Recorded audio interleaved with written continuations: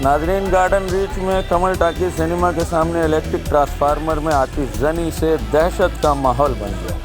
موصولہ خبر کے مطابق گارڈن ریچ تھانہ کے تحت کمل ٹاکی سنیما کے سامنے ایک الیکٹرک ٹرانسفارمر میں رات 9:30 کے آس پاس آگ لگ گئی تھی۔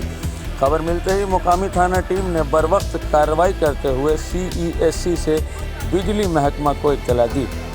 علاقے میں بجلی گل کرنے کے بعد ایک فائر انجن کی مدد سے آگ پر قابو پایا جا سکا۔ قابل ذکر ہے کہ گارڈن ریچ میں داخل ہونے والی اس سڑک پر ہمیشہ ٹریفک کا ازدحام رہا کرتا ہے اور یہی وجہ ہے کہ ٹریفک نظام مفلوج ہو کر رہ گیا تھا۔ اس واقعے میں کسی کے بھی زخمی ہونے کی کوئی خبر نہیں ملی ہے، تاہم آگ پر قابو پانے میں تقریباً آدھا گھنٹہ لگا، جبکہ ٹریفک نظام کو دوبارہ بحال کرنے میں کافی تاخیر ہوئی۔